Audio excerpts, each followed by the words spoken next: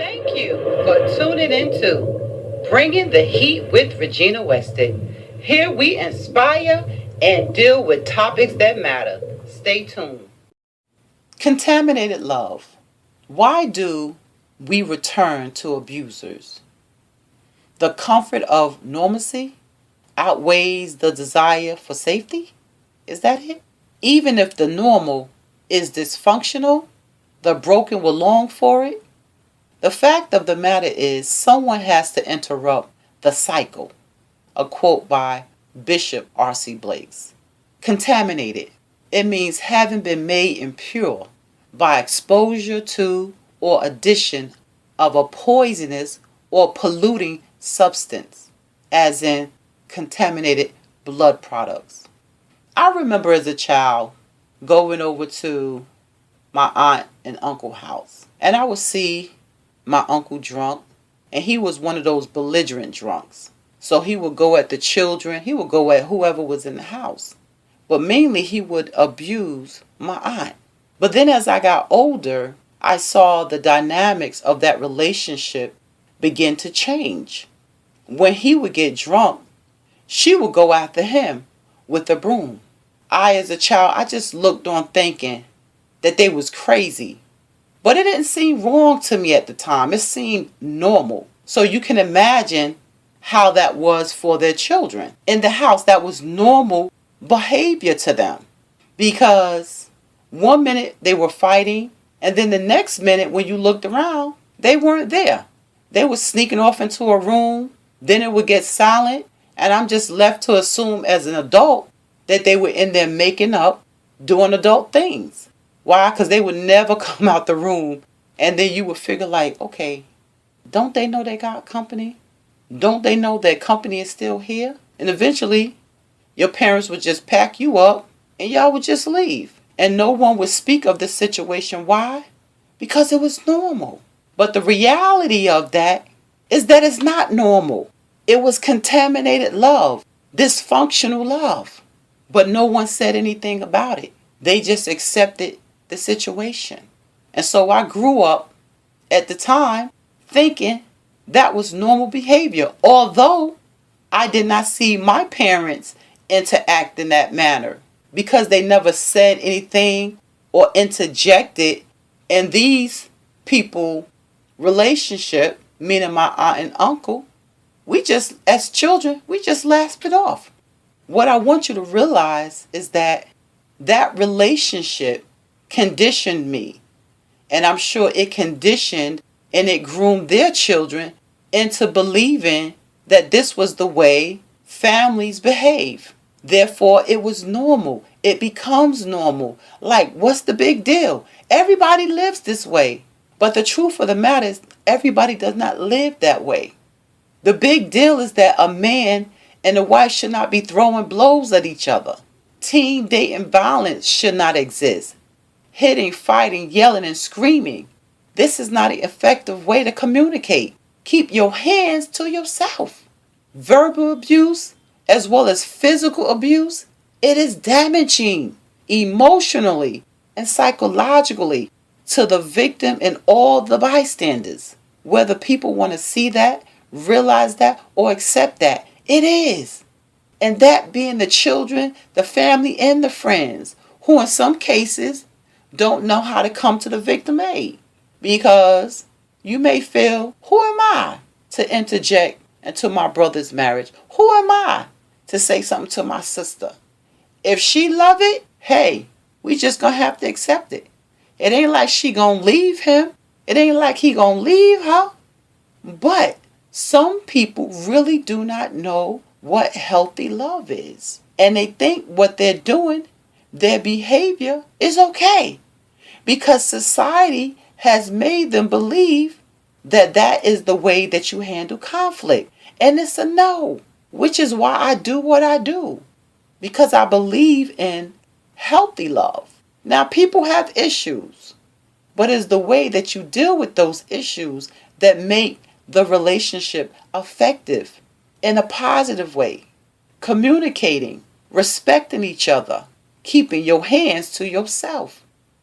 getting heated but going to your separate corners and cooling off. Then when you have a clear head, coming back together, agreeing to disagree. That is what make a healthy relationship. That is the beginning of a healthy relationship. Valuing each other. Therefore, the comfort of normalcy outweighs the desire for safety. Their normalcy is dysfunctional, so if someone or something interfere with that, they probably would be lost and long for it. And as a result, getting into another situation similar to the old one. That's contaminated love. And that happens because you have been conditioned to think that what you were in was healthy. You have a distorted view of what love is, which is why someone has to come in and interrupt the cycle. How do we go about doing that? Through education, knowing what a healthy and an unhealthy relationship look like and what it is, by changing your perception on relationships, what you've seen and what you've been taught in your environment and the family you grew up in. Change your perception on the imagery of what you've seen and heard in your home, in TV, in the schools, on the streets, in the media, rap videos, and the women and the men roles.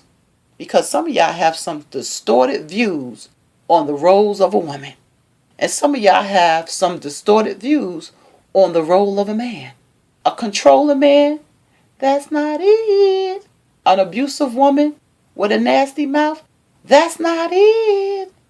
A jealous woman, that's not it. That is an insecure woman. The same as a jealous and controlling man. That is an insecure individual. Baby, go and get yourself some counseling because that's not it. If you do not know how to function as an individual, you sure do not know how to function as a unit in a relationship. And that's another issue. People getting into relationships and they don't know how to maneuver in a relationship. They don't even know how to maneuver as an individual. Go and get you some health books, baby. Go and get you some therapy. Get and do what it takes in a healthy manner so that you can become a healthy individual.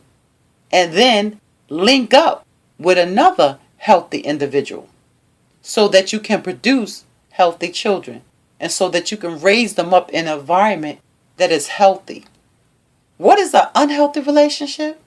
An unhealthy relationship involves mean, disrespect, controlling, or abusive behavior, which involves hitting, shoving, screaming, physical violence, verbal abuse, psychological abuse, financial abuse.